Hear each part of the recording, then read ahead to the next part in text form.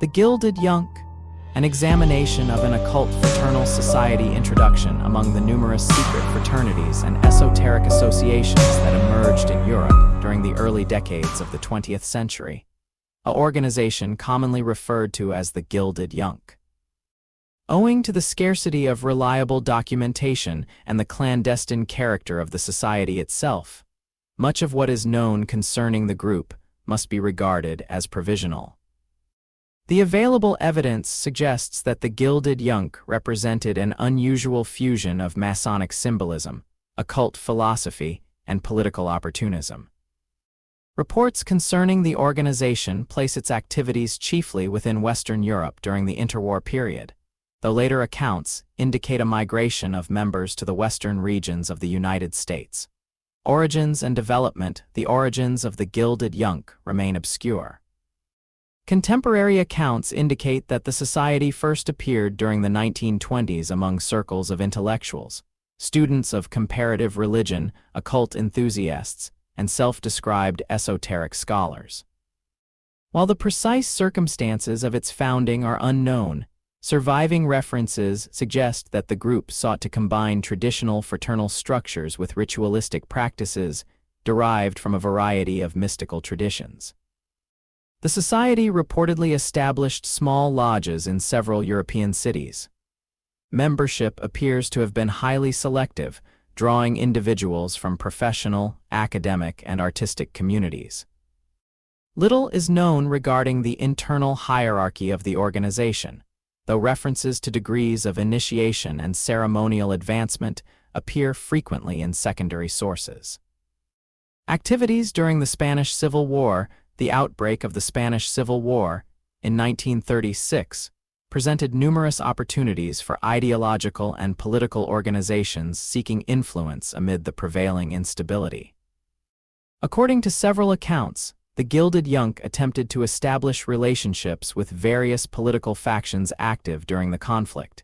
It has been alleged that certain members initially viewed anarchist organizations as potential allies. Observers of the period noted that revolutionary conditions often encouraged the proliferation of unconventional social and religious movements. Whether the Gilded Yunc sought political power, religious freedom, or merely institutional survival remains uncertain. Available testimony suggests that these relationships proved short-lived. As military and political conditions evolved, the organization reportedly found itself increasingly isolated and vulnerable. Association with nationalist elements. Subsequent reports indicate that elements of the Gilded Yunc sought accommodation with forces aligned with General Francisco Franco. The extent of this association remains a matter of debate among students of the subject. Some sources describe the relationship as largely symbolic, while others portray it as a practical arrangement intended to ensure the organization's continued existence. Certain accounts maintain that members of the society adapted their public activities to conform with prevailing religious expectations, operating through small and relatively obscure circles. Definitive evidence concerning the nature of these arrangements remains elusive. Post-war dispersion. Following the conclusion of the Second World War, numerous esoteric and fraternal organizations experienced varying degrees of public scrutiny and governmental attention. In this atmosphere, it is believed that portions of the Gilded Yunc dispersed beyond Europe. Several investigators have suggested that former members established new residences in Northern California, where favorable economic conditions and relative anonymity permitted the reconstruction of social and organizational networks. During this period, the society appears to have shifted its emphasis from overt ceremonial activity to commercial and property interests. Contemporary status reports concerning the modern activities of the Gilded Yunc remain fragmentary. The organization is frequently associated with real estate holdings, private foundations, and cultural patronage. Although rumors of continued ritual activity persist, little verifiable information has emerged in recent decades.